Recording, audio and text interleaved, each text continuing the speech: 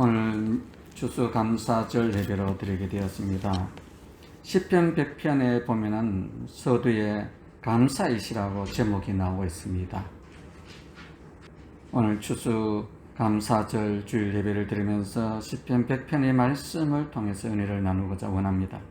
감사는 우리가 잘 될 때만 물론 감사해도 그것도 감격이죠.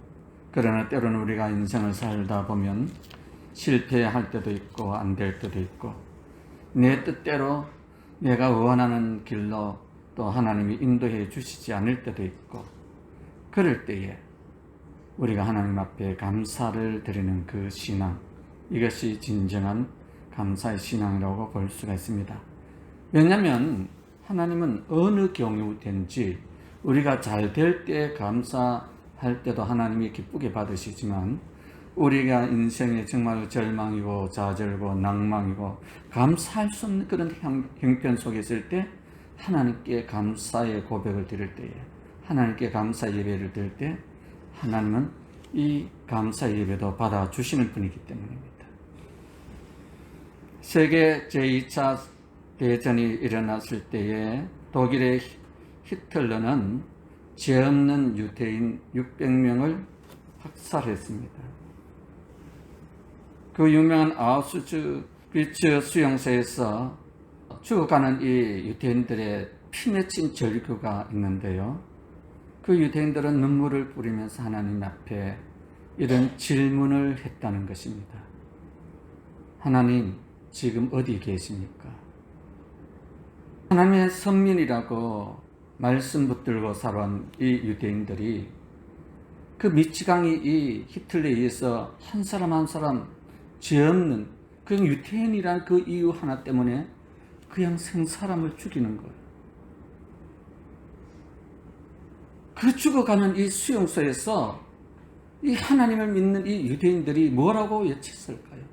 하나님, 지금 어디 계십니까? 하나님이 살아 계신다면, 하나님이 이곳에 계신다면 우리가 이렇게 억울하게 죽음을 당하는 것을 보고만 계십니까? 그 말이죠. 하나님이 왜 우리에게 이런 사건을 허용해 주셨습니까? 해필이면 왜 우리입니까? 해필이면 왜 나입니까? 왜 하나님이 이런 사건을 우리에게 허용해 주셨나? 너무 피 맺힌 절규죠. 그렇게 외친 유대인들에게도 하나님은 그냥 침묵하고 계셨던 것이죠. 결국 연합군의 승리로 제2차 세계대전이 끝나고 이제 연합군들이 아우슈비츠 수용소를 수색에 들어가게 됩니다. 근데 그 연합군들이 그 수용소에 들어갔을 때 벽에 쓰여진 글씨를 보고 놀랬다는 거죠. 그들이 그렇게 외쳤지만, 하나님 지금 어디 계십니까? 라고 외쳤지만 그 벽에는 이런 글씨가 선명하게 쓰여졌대요. 하나님은 여기에도 계십니다. 그들은 죽어가면서 그들의 형제 자녀 친구들이 한 사람 한 사람 독가스실에 죽어가면서도 하나님 여기에도 계셨습니다. 이렇게 써놨다는 거예요. 그리고 맞은편 벽에는 찬송가 가사를 써놨는데, 그 크신 하나님의 사랑 말로 다 형용 못하네. 이해가 안 되죠. 이해가 됩니까? 그 독가스실에서 죽어가는 그 생명들을 바라보며 절망과 탄식 가운데 울부짖는 가운데 있는 그들에게 생지옥 같은 그 현장 속에서 그들이 벽에다 써놓기를 그 크신 하나님의 사랑 말로 다 형용 못하네 라고 써놨다는 거예요. 글을 써놓았다는 것은 눈만 뜨면 보고 눈만 뜨면 보고 그 크신 하나님의 사랑 말로 다 형용할 수 없다는 그 글을 보면서 그들은 찬송을 부르며 그 역경을 이겨간 것을 볼 수가 있다는 것이죠. 오늘 우리의 신앙생활을 하다 보면 때로는 캄캄하고 절망적이고 왜 이럴까? 하나님이 살아 계실까? 하나님 왜 나입니까? 이렇게 외칠 수도 있겠지만 오늘 우리는 말씀으로 믿음으로 붙들고 살아가기를 주의 이름으로 축원드립니다. 우리 찬송 304장 그 크신 하나님의 사랑 한번 불러보길 원합니다. 이 유대인들이 이 찬양을 부를 때에 그들의 마음이 어땠을까요? 고난과 역경과 좌절과 절망 가운데 있는 그들이 낙심하지 않고 신앙 버리지 않고 그 하나님을 찬양했던 그 신앙이 정말로 바른 신앙이 아닌가 봅니다.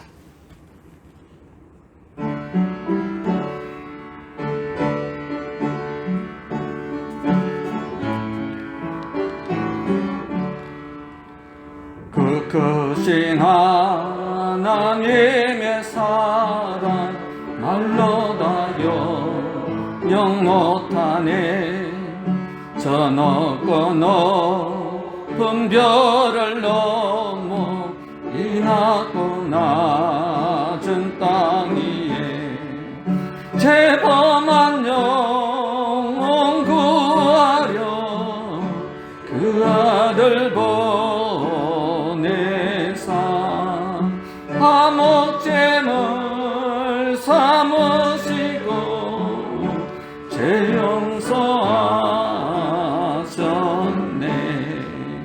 하나님 크신 사랑은 증량 다 못하네. 영원히 변치 않는 사랑 성도여 찬양하세. 괴로운 시절 지나가고 땅 위에 영하세 할 때 좀 잊지 않던 영혼들은 큰 소리 외쳐 울어도 좀 있는 성도들에게 큰 사랑 보혜부상 우리의 제사했으니 은혜 잊을까. 하나님 크신 사랑은 증량 다 못하네. 영원히 변치 않는 사랑 성도여 찬양하세. 우리 2절까지만 부르겠습니다. 이 유대인들이 독가스실에 죽어가면서 아마도 이 찬양을 부르지 않았을까. 우리 죄를 용서해 주시기 위하여 하나님 아버지께서 그 큰 사랑 독생자를 보내주셨어. 나의 죄를 다 용서해 주셨으니 내가 이 독가스실에서 마지막 밤을 보낸다 할지라도 나는 그 은혜를 어떻게 잊겠습니까? 가사가 그래요. 그렇습니다. 이 감사란 것은 우리가 어떻게 보면 그 은혜를 깨달을 때만이 감사가 될 수 있다는 거예요. 우리가 그 은혜를 깨닫지 못하면 하나님께 감사가 될 수가 없죠. 디모데후서 3장에 보면 말세가 이를 때 나타나는 현상을 말씀하고 있습니다. 디모데후서 3장 1절에 보니까 내가 이것을 알라. 말세에 고통하는 때가 이르리니. 말세가 되면 고통하는 때가 온다는 거죠. 이 고통하는 때, 이 말은 말세가 되면 무서워하는 때가 온다. 위험한 때가 온다. 이 원문의 뜻은 그래요. 말세가 되면 무서워하게 하고 위험하게 될 것이다. 디모데후서 3장 2절에 사람들이 자기를 사랑하며 돈을 사랑하며 자랑하며 교만하며 비방하며 부모를 거역하며 감사하지 아니하며. 이 감사하지 아니한다, 이 헬라의 그 원문의 뜻은 아카리스토스란 말인데 은혜를 모른다 이 말이에요. 그 원문의 뜻에 의하면 그 은혜를 모르니까 감사를 못한다. 사람이 자신이 하나님과 사람들에게 빛을 지고 있는가를 내가 하나님께 빚지고 있다.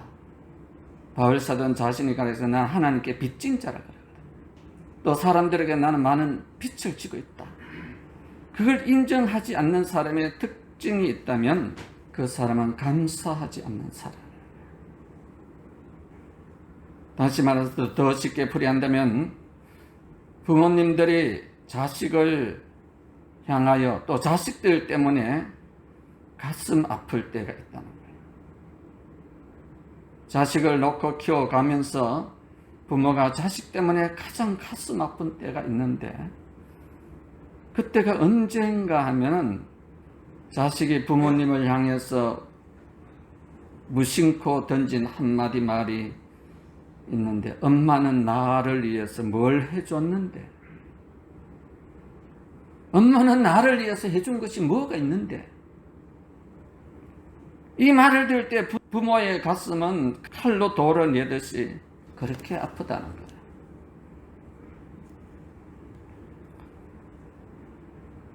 그러면은 동네 사람들이 뭐라 그러냐, 저런 무슨 자식을 하잖아요.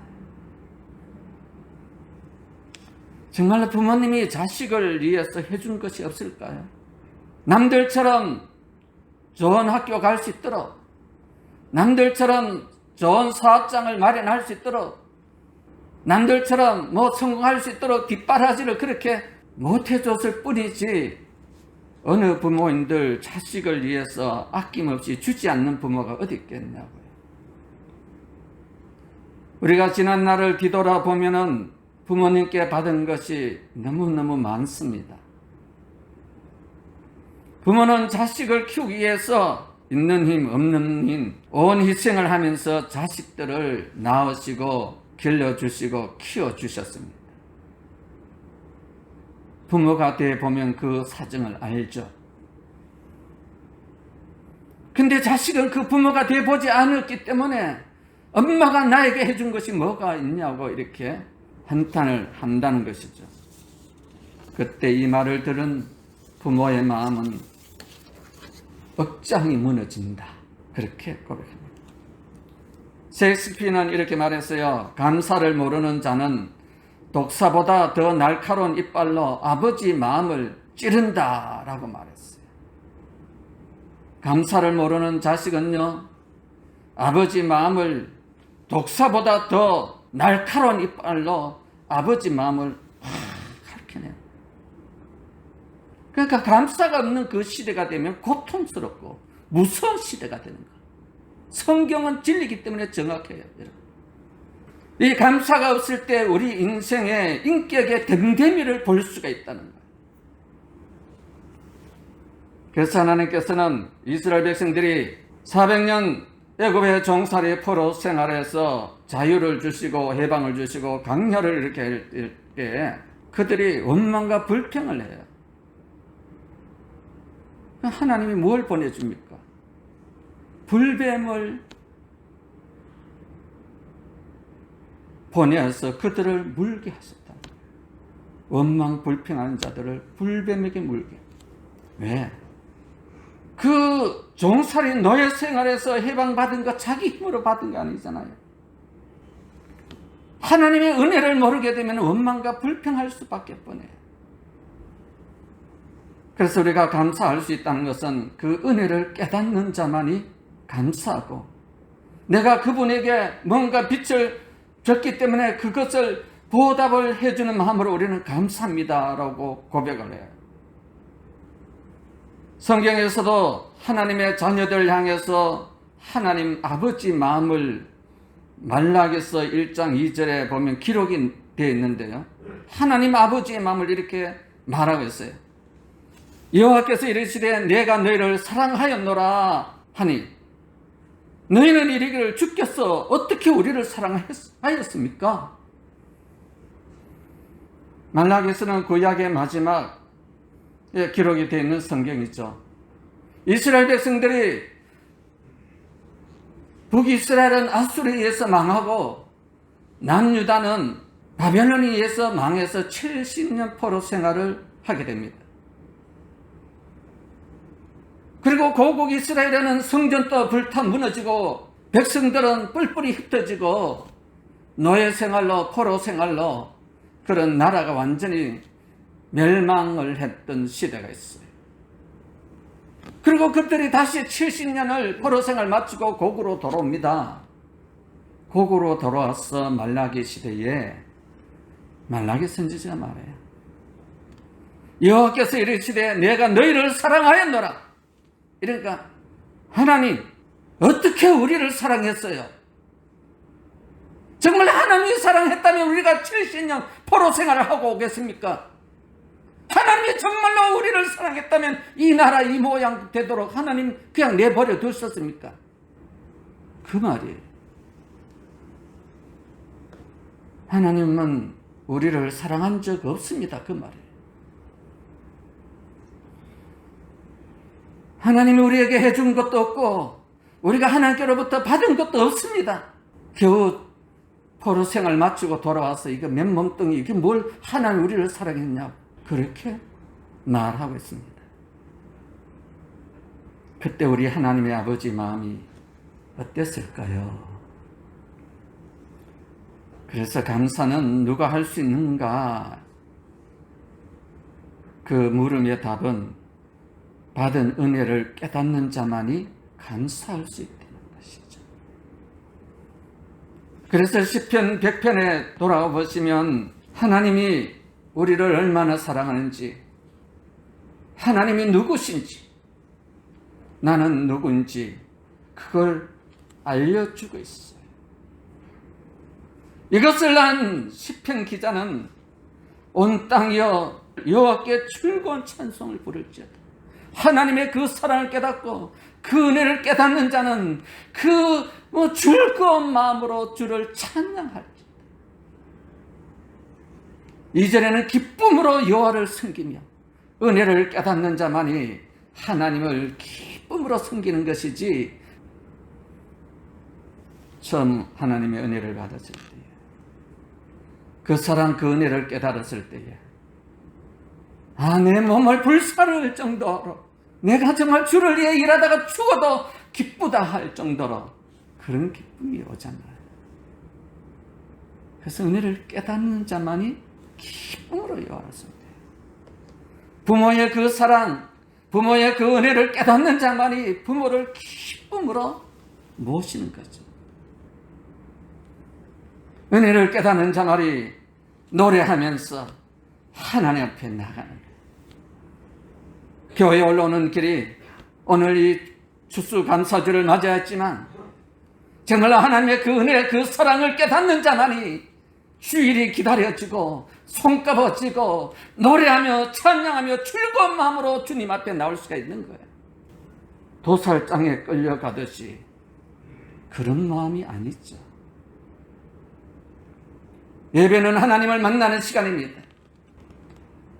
1년에 한 차례 이렇게 추수감사절 예배를 드리는 것은 아마도 하나님께서는 우리의 마음속에 정말로 이 모든 것 내가 너에게 주시지 않았느냐, 생명도 주었고 사랑도 주었고 구원도 주었고 모든 것 먹고 살고 하는 모든 것 하나님이 다 주셨다는 이 고백을 우리로 듣기를 원해서 그런 것 같아요.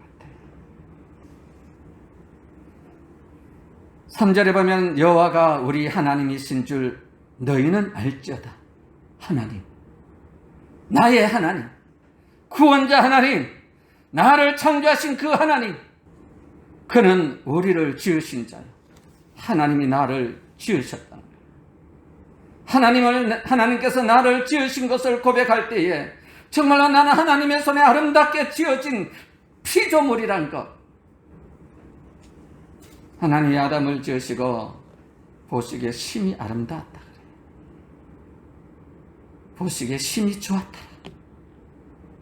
사람들은 어떻게 볼 줄 모르겠지만 우리 하나님은 오늘도 우리를 보실 때에 정말로 천에 하나 만에 하나 너를 위하여 십자가에 못 박혀 달려 돌아가고 그 피로 구속 받은 내가 너를 너무너무 좋아한다.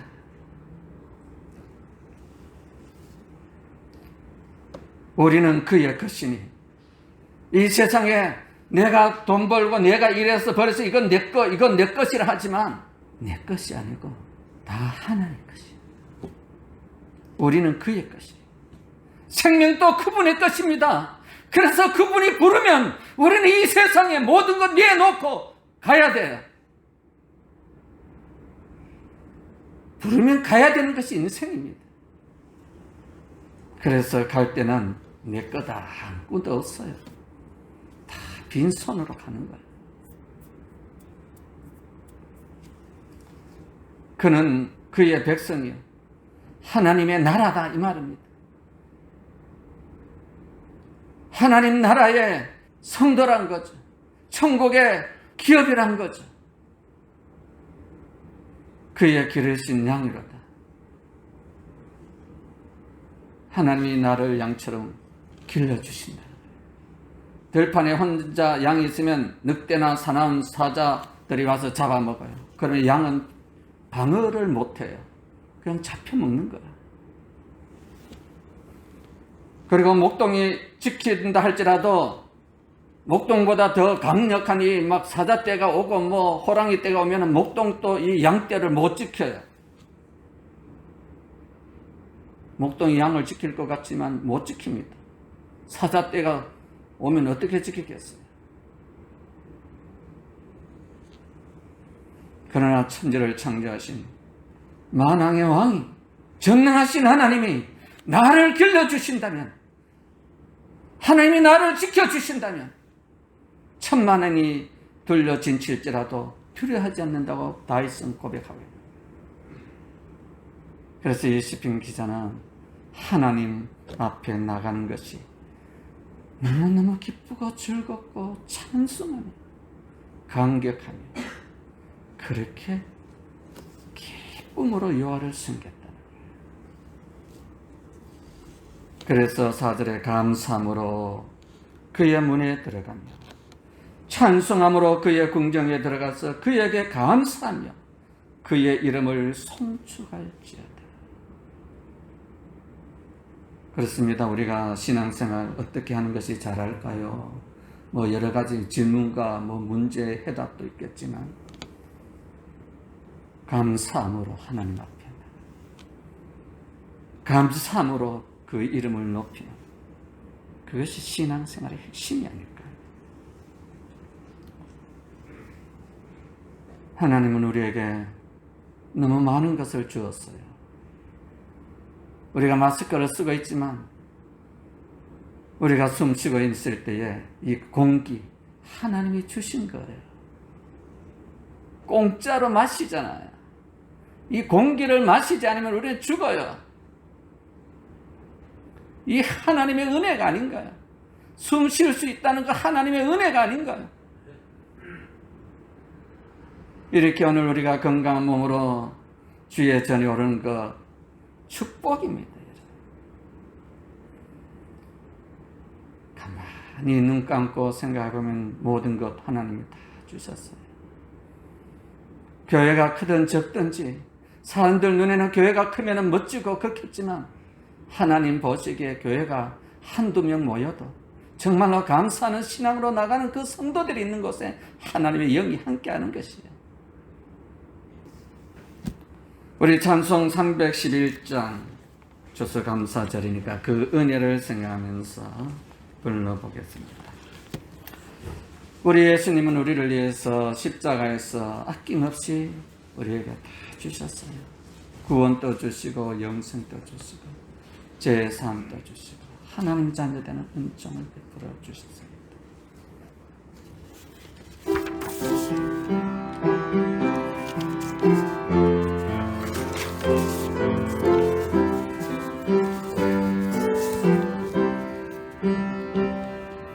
내 너를 몸 버려 피 흘려 내 죄를 속하여 살 길을 줬다. 널 위해 몸을 주건만 너무 어쩌느냐. 널 위해 몸을 주건만 너무 어쩌느냐. 아버지 보좌와 그 영광 떠나서 방 같은 세상에 만배성 구하려 내 몸을 희생했건만 너무 못하느냐. 내 몸을 희생했건만 너무 못하느냐. 4절입니다. 한없는 용서와 참 사랑 가지고 세상에 내려와 값없이 주었다. 이것이 귀중한 것만 너무 어쩌느냐. 이것이 귀중한 것만 너무 어쩌느냐.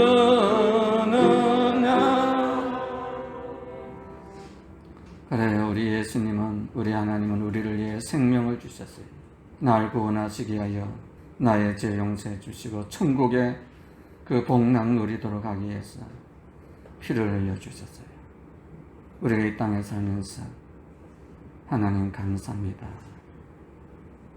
우리가 감사의 이 추수감사절 드리면서 신령 깊은 곳에 하나님께 감사하는 그런 신앙이 새순이 싹 돋듯이 돋아났으면 좋겠습니다.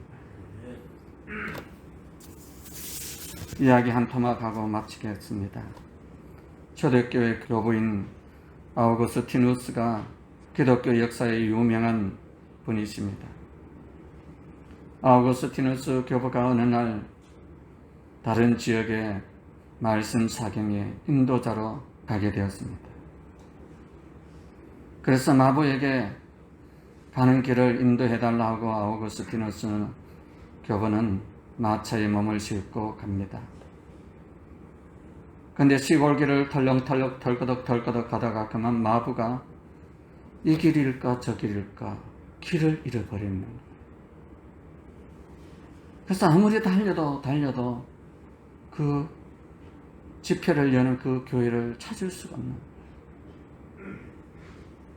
컴컴한 밤이 되고 시간은 지나고, 그러니까 이 아우구스티누스 교부에게 이 마부가 말합니다. 교부님, 제가 길을 잘못 들어서 교회를 찾을 수가 없습니다. 죄송합니다. 미안합니다. 시간이 됐는데도 말씀을 전하실 수 없어서 정말 저 때문에 정말 미안합니다. 그러니까 아우구스티누스 교부가 이렇게 말합니다. 아니요, 하나님께 감사합시다. 길을 잃어버리게 하신 것도 하나님이시오. 이 길로 인도하신 분도 하나님이시오. 걱정 말아요. 괜찮아요. 동트면 또 새로운 길을 찾으면 다시 그 길로 가면 되지 않겠습니까? 좀 늦더라도 하나님의 인도를 받으며 갑시다. 그러면서 또 그 다음날 동이 트자 새로운 길을 발견해서 그 교회에 도착했습니다. 하루가 지났습니다. 그러니까 마중 나온 교회 식구들이 말합니다. 어떻게 아시고 이렇게 하루 늦게 오셨냐고. 어떻게 교부님이 아시고 다른 길로 오셨냐고. 만약에 어저께 그 길로 왔다면 그 교부님을 죽이기 위한 반대 세력들이 길에 매복해 있다가 당신을 암살하려고 했는데, 그러니까 아우구스티누스 교부가 이렇게 말합니다. 하나님이 다 알아서 하셨군요. 그렇지 않겠습니까? 바른 길로 갔다면 암살자에 의해서 죽을 뻔했는데 돌아가는 그 길이 도리어 하나님의 영광을 드러내는 길이었다는 것입니다.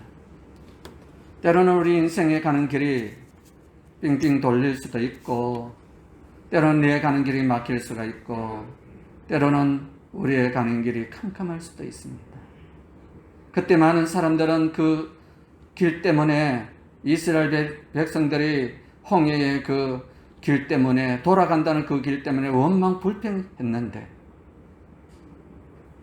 오늘 우리의 인생에 가는 길이 하나님께서 순적히 인도해 주시는 길이요, 우리의 남은 생에 하나님께서 역사하시는 길이요, 우리가 살아가면서 힘들고 어려운 그 길이 도리어 유익이 될 수 있다고 볼 수가 있습니다. 다니엘서 6장 10절에 보면 다니엘이 바벨론 포로에 잡혀갑니다. 그때 다리오 왕이 말합니다. 신하들이 왕 외에 다른 신에게나 사람에게 구하는 자는 사자굴에 던져 넣기로 합시다. 그때 다니엘은 이 조서에 왕의 도장이 찍힌 것을 알고도 자기 집에 돌아와서는 입방으로 올라가 예루살렘으로 향한 창문을 열고 전에 하던 대로 하루 3번씩 무릎을 꿇고 기도하며 그 하나님께 감사하였더라. 그 하나님께 감사하였더라. 내가 기도하다가 잡혀가서 사자굴에 던져 넣어 죽을지라도, 내가 사자굴에 사자밥이 된다 할지라도, 하나님, 나 이 시간에 기도하는 건 너무 감사합니다. 그렇게 감사하기도 하고 사자굴에 던져 넣었을 때에 다리오 왕이 마음이 바뀝니다. 다니엘서 6장 28절에 보면은 이렇게 기록이 되어 있습니다. 이 다니엘이 다리오 왕 시대와 바사 사람 고레스 왕 시대에 형통하였더라. 하나님이 그 고난과 역경 가운데 감사로 살아갔던 이 다니엘에게 다리오 왕 시대와 고레스 왕 시대까지 다니엘로 하여금 형통케 해주셨다는 것입니다. 오늘 우리가 감사절 예배를 드리고 난 이후에 우리의 가는 인생의 길이 형통의 길로 열리는 그런 복의 길을 주의 이름으로 축원드립니다.